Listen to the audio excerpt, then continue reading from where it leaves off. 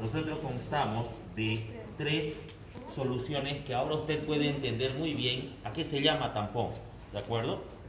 Una solución tampón o una solución amortiguadora es una solución que te puede regular muy bien el pH. Para este equipo, lo primero que debo hacer es calibrar antes de iniciar cualquier proceso o análisis. En ese entendido, lo primero que voy a hacer es empezar a poner el equipo en funcionamiento y apretar la tecla F2, que en el fondo de la pantalla dice cal, ¿de acuerdo? En abreviatura eso significa calibrar. Bueno, voy a apretar esa tecla y voy a someter al pHímetro a que se calibre. Yo lo estoy sometiendo a un proceso de calibración. El primer punto que debe registrar el pHímetro como tal es el punto ácido, es decir, voy a someter el electrodo que tiene el pHímetro en una solución buffer o tampón de pH igual a 4. Eso implica que yo, por ejemplo, en este momento debo tener la certeza, el cuidado de que todo el electrodo, por lo menos, ingrese y esté en contacto. ¿Cuál es el electrodo? El electrodo no es todo lo pintado de azul, por favor. El electrodo en realidad está protegido por esta máscara. El electrodo es ese punto que ven ustedes ahí de cristal que va adentro. Ese es el que te mide el potencial del ion. Él te mide voltaje de cualquier muestra y te lo expresa en un potencial que lo amplifica el equipo. Entonces, en este momento yo voy a someter la solución tampón 4 y lo voy a poner en contacto con el electrodo. Debo ser paciente, debo esperar a que la pantalla o el amplificador del pHímetro se mantenga en un punto intenso negro. En este momento está registrando entre 4 y 4,75. En el momento que él se torne un color negro intenso en la pantalla, yo debo apretar la tecla Enter para registrar ese punto. Si no lo hiciera, el equipo no me registra y no marca el punto ácido, ¿de acuerdo? Entonces soy muy paciente, ustedes me ayudan y en este momento debo ser demasiado, pero demasiado cuidadoso y observador, porque la intensidad negra es un ratito, milésimas de segundo que dura. 4,70, aprieto Enter. Una vez que le haya registrado 4,70, siendo que el tampón tiene pH 4, necesito que él tenga la posibilidad de registrar el primer punto de calibración. Ahora, ¿qué hago en este momento? Con la ayuda de la piseta impregnada o contenida en agua destilada, voy a retirar el saldo de la solución tampón buffer que haya impregnado el electrodo.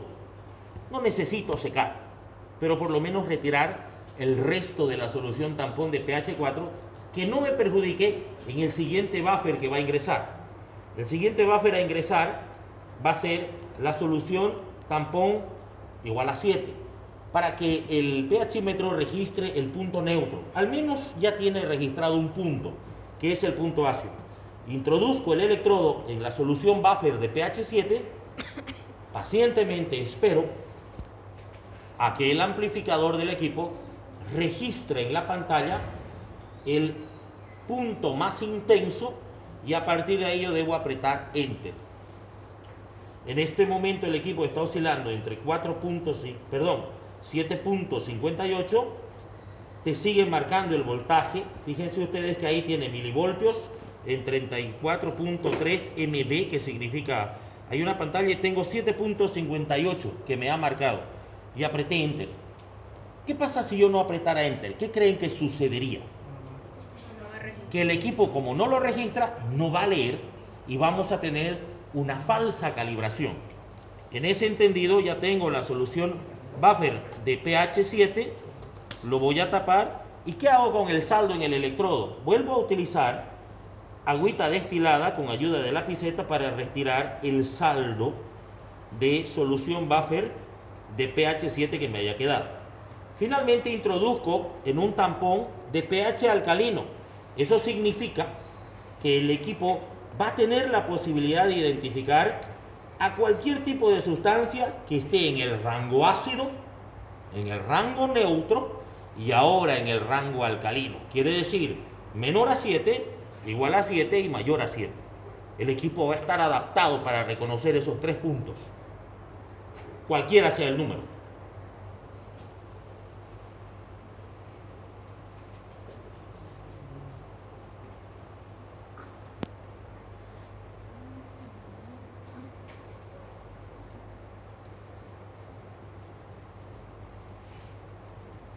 Seguimos esperando la intensidad del color en el amplificador.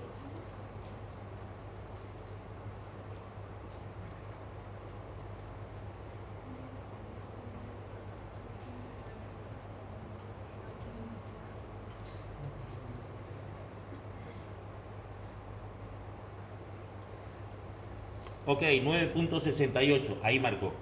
Aprieto la tecla Enter y finalmente puedo retirar el electrodo. Voy a tapar luego con mucho cuidado. Y si se fijan, en el momento de yo haber puesto o destapado, yo no pongo la tapa boca abajo de ninguno de los tampones. Si ha sido usted muy observador, jamás podemos contaminar la tapa colocando boca abajo, porque en el mesón yo no sé con qué muestra han trabajado, no sé qué grupo haya trabajado en el mesón, y entonces por precaución, por bioseguridad, la tapa siempre la debo poner boca arriba, y eso no solo puede ocurrir con los tampones, debe ocurrir con cualquier tipo de reactivo. ¿De acuerdo? Bueno, en ese entendido, yo tengo la posibilidad ahora de retirar el saldo de la solución buffer de pH 10, y a partir de aquí ya el equipo está completamente adaptado y preparado para reconocer cualquier tipo de sustancia. La pregunta sería, ¿qué pasa, doctor, si yo solo puedo tener opción o acceso a 2 de los 3 tampones? Es decir, ¿qué pasa si yo tengo tampón 4 y tampón 7? O tampón 7 y tampón 10. O tampón 4 y tampón 10. El equipo, para que puedan entender, y eso lo van a magnificar mejor en física, en instrumental, manejan muy bien lo que se llaman regresiones lineales, incluyendo matemáticas. Quiere decir que si yo de los 3 puntos cuento con 2, también el equipo puede funcionar y reconocer, porque maneja puntos de regresión lineal. Y los puntos de regresión lineal hacen que el equipo, aunque no cuente con los 3, que sería lo ideal, basta con que tenga 2 y el equipo también puede funcionar. ¿De acuerdo? Una vez que yo ya entonces he retirado y he calibrado el equipo, se aprieta la tecla F4. ¿Para qué? Para darle un escape de todo el sistema operativo del equipo. Aprieto escape y ahora sí el equipo está adaptadísimo para recibir cualquier tipo de muestra. Lo otro que podríamos decir es, ¿debo calibrar cada vez que tengo que medir el pH a cualquier muestra? La respuesta sería no, porque una vez que yo calibre para ese proceso, el pHímetro me va a funcionar muy bien para todo tipo de procesos durante ese tiempo de práctica. ¿De acuerdo? Ok, de aquí en adelante entonces nuestro equipo ya está plenamente preparado para medir cualquier tipo de pHs.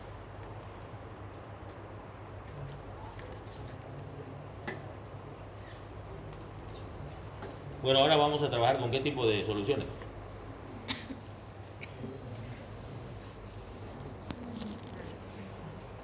Trajeron a alguien a pHs de los, en realidad de los preparados farmacéuticos.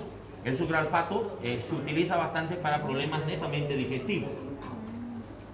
En cambio, la codeína es un antitusivo que no tiene nada que ver con un expectorante o mucolítico. La codeína tiene la posibilidad de inhibir el arco reflejo de la tos. ¿En qué casos el médico lo puede prescribir?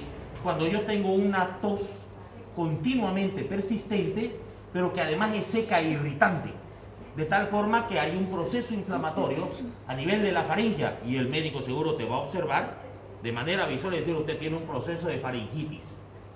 En ese momento, él puede tener la posibilidad de prescribir este fármaco, porque te va a inhibir a nivel del sistema nervioso central ese arco reflejo de la tos, que es tremendamente irritativo.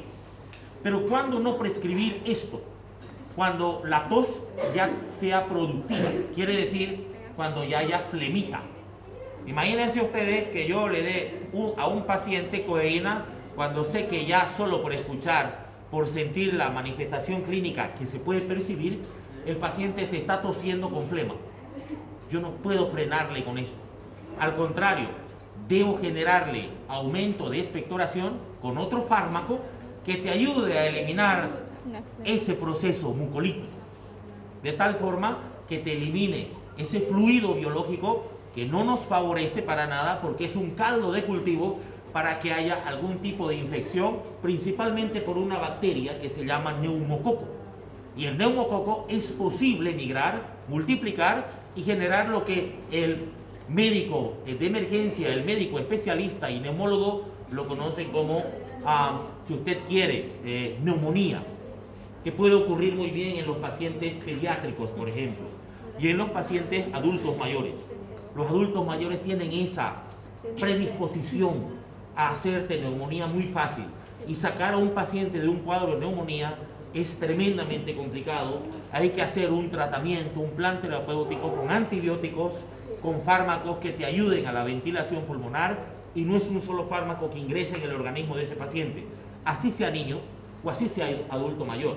Es decir, es un paciente monitorizado, polimedicado, pero además con un proceso en realidad dentro de un esquema del cual debe ser tratado inmediatamente, porque si no es tratado, el neumococo inmediatamente te puede cerrar y destruir paredes bronquiales y estructuras del sistema nervioso, del sistema de las vías aéreas, y te puede afectar a muchos otros órganos, ¿de acuerdo? Entonces, son fármacos de los cuales nosotros ya tenemos que ir adaptándonos, tener conocimiento, porque son fármacos que usted lo va a ver a diario, cuando ya sea colega mío. Seguro que sí. Seguramente la codeína lo vas a encontrar con muchos nombres comerciales, por marca, pero en realidad el nombre genérico o el principio activo es ese. Y nosotros estamos en este momento formándonos para aprender nombres y principios activos. Los nombres comerciales más adelante.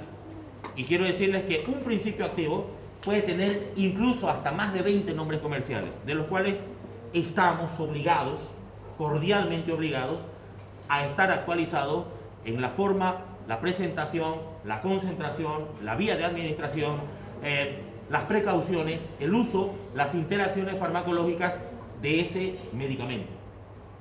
Porque es un medicamento del cual nosotros tenemos la obligación de saber. Es nuestra formación, es nuestra profesión. Quien no sepa de medicamentos y estudie farmacia está haciendo otra cosa que no está dentro de la misión de la carrera y el perfil profesional del estudiante. Pero quien sea un estudiante de farmacia, estamos dentro de la proyección de mínimamente contar con un libro de química, dentro de nuestras bases bibliográficas, un libro de farmacología, uno de toxicología, uno de bioquímica, reacciones de las cuales nosotros podemos explicar y finalmente interpretar y decir, sí, este producto farmacéutico solo se puede dar con este otro fármaco y no con el tercero. Quiere decir entonces que los expertos en medicamentos somos nosotros. ¿Y qué tan importante es el pH? Hoy se los digo. Cuando un fármaco ingresa al organismo, tiene mucho que ver esto. Ahora lo voy a graficar. Esto es lo que ocurre. Dentro del organismo, un fármaco lo primero que tiene que hacer es entrar en un proceso de liberación. El fármaco ingresa y se libera, por la vía que le des. ¿De acuerdo? Segundo, el fármaco debe pasar por un proceso de absorción. ¿Y cómo sé que el fármaco se absorbió? ¿Cómo puedo tener esa claridad en la idea? Sencillo. Voy a saber cuando el medicamento o la molécula llegue a sangre. ¿Podemos hablar de un paciente diabético? Le doy un fármaco para bajar los niveles de azúcar. Un fármaco hipoglicemiante. ¿Cómo sé que ya está en sangre? ¿Cómo sé que se absorbió? Tengo que hacerle una pruebita, ¿no es cierto? Para ver si realmente las concentraciones de azúcar en sangre han llegado a la normalidad. ¿Cuánto es el valor normal del azúcar en sangre? O la glicemia o la glucosa en sangre. ¿Sabe o no? Por cultura general. De 70 a 100 miligramos por decilitro de sangre. Por encima de eso el paciente está hiperglicémico. Por debajo de eso el paciente está hipoglicémico. Normalmente nosotros, por las dietas, por el estrés, tenemos azúcares muy por encima del valor normal. Entonces, cuando se determina que el paciente es diabético, a partir de ahí el médico tratante le va a indicar que dentro de la terapia consuma fármacos hipoglicemiantes. ¿Cómo sé que se absorbió? Tendría que estar el fármaco en sangre. ¿De acuerdo? Una vez que yo haya hecho eso, el fármaco además se va a distribuir. Va a entrar en un proceso netamente de distribución. Luego el fármaco se va a metabolizar. ¿Saben dónde se metaboliza? En este órgano que usted lo conoce muy bien. El hígado. ¿Cómo se llama? Hígado. Sí, hay un complejo enzimático aquí, se llama citocromo P450. Es decir, el medicamento puede salir igual de tóxico, menos tóxico o más de tóxico. Cuando ingresa al hígado, se cambia de ropa. Y finalmente, durante ese proceso, aparece la última fase que se llama eliminación. Evidentemente nuestro organismo tiene un órgano vital, pero un par de órganos en realidad, un parcito de esos que se llama riñones. Entonces el fármaco se puede eliminar por vía renal, también se puede eliminar una parte por vía hepática, y luego tenemos por vía aérea, por vía dérmica, por piel, se puede eliminar por pelo, se puede eliminar por sudor. Hay fármacos que en realidad son eliminados, pero principalmente el mayor porcentaje de los fármacos se eliminan por vía renal, es decir, por orina. Ahora la pregunta para ustedes, porque de aquí en adelante usted va a ser el futuro farmacéutico. Se los digo a mis alumnos de tercer año y se los digo a cualquiera. La pregunta más importante sería, ¿el fármaco que ingresa, será que él elige por dónde eliminarse? ¿O es el organismo quien le dice, vos entraste y te eliminas por este lado? El organismo. A ese proceso que se llama, y miren que lo voy a abreviar, LATME. Este proceso se llama farmacocinética. El organismo decide, el organismo absorbe, el organismo libera, el organismo distribuye, el organismo metaboliza y el organismo elige por dónde eliminar al fármaco. ¿De acuerdo? Y luego hay algo muy importante dentro de esto. Para que se absorba un fármaco y llegue a sangre, miren qué interesante. Es increíble. Por eso yo les digo, si tú sabes de pH, el mundo maravilloso en el que te vas a encontrar. Tengo un comprimido de aspirina, pero no me interesa el nombre comercial, me interesa el nombre químico. ¿Cómo se llama químicamente la aspirina? Ácido acetil salicílico. ¿Tiene sentido? ¿Cómo es el pH del ácido acetil salicílico? No me digan un número, solo sea criterioso al contestar. ¿Cómo es su pH? ¿Tiene sentido?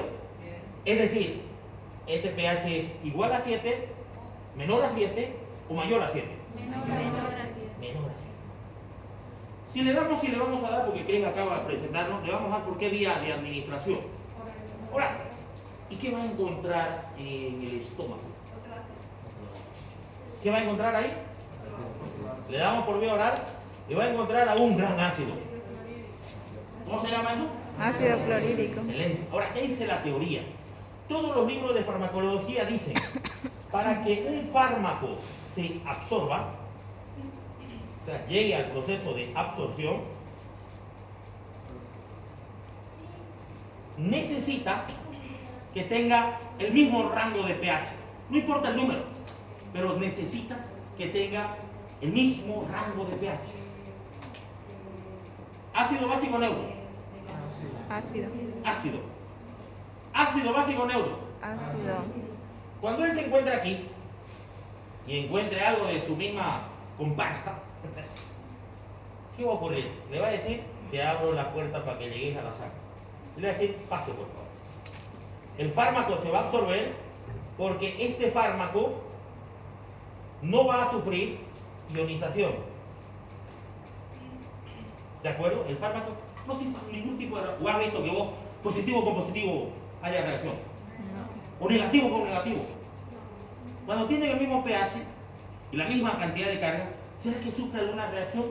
No. Entonces, como no sufre reacción, decimos el fármaco no se ioniza. Y como no se ioniza, cumple con el proceso de absorción. Le dicen, pase por favor, le abren la puerta. ¿De acuerdo? Porque tiene la misma característica, de la misma comparsa. Miren ustedes ahora, si yo consumo aspirina y le doy por vía oral, ¿se va a absorber ese fármaco o no? ¿Por qué? Porque sé el pH de entrada, dice ácido acetil salicílico. Y como yo sé conceptos de pH, con solamente saber mis fluidos gástricos, que además son ácidos, seguro que se van a absorber. Ahora, además de eso, hay fármacos que pasan y no se quedan en el estómago, pero sí llegan a intestino. El pH en el intestino es, solo para que puedas entender, es mayor a 7. ¿Está bien? ¿Qué pasa si yo le doy, por ejemplo, un fármaco por vía oral, pero que además sea alcalino? ¿Se absorbe en fluidos gástricos? No. ¿Pero será que se va a absorber en intestino? Sí. Sí, seguro que sí. Se va a absorber en intestino. ¿Tiene sentido lo que acabo de decir? Para que se absorba. Muy bien. Miren lo que le voy a decir, interesante esto. Hay una hojita que siempre la satanizan. Ya. Este señor tiene 11 metabolitos dentro del proceso, pero el más importante sabemos que tiene y te destruye clase social, no voy a entrar en detalle, pero es que además de eso tiene un componente químico que es un alcaloide. ¿Está bien? Cuando yo digo alcaloide, ¿cómo será su pH? ¿Mayor, menor o igual a 7? Mayor a 7. Si lo pongo en contacto porque quiero hacer el proceso de extracción por maceración, usted le llama bolear, ¿no? Le llama bolear, seamos honestos. ¿Cuánto es el pH de la saliva? Lo medimos en la anterior clase. 6. Ácido, ¿cuánto es? 6. ¿Cómo es eso? La pregunta sería entonces, ¿se absorbe o no se absorbe? Vuelvo a repetir, pH alcalino, pH ácido, ¿se absorbe o no se absorbe? Sí. ¿Se absorbe o no se absorbe? Porque para que se absorba, tiene que ser del mismo pH, parecido, mismo rango. Ácido básico neutro, si digo mayor a 7. Básico. Básico. pH ácido. ¿Se absorbe o no? No, qué lindo. Por eso, de ahí le echan una sustancia que le llaman bico. ¿Y qué hace el bico? ¿Qué es el bico? Bicarbonato de sodio. ¿Sabe cómo es su pH?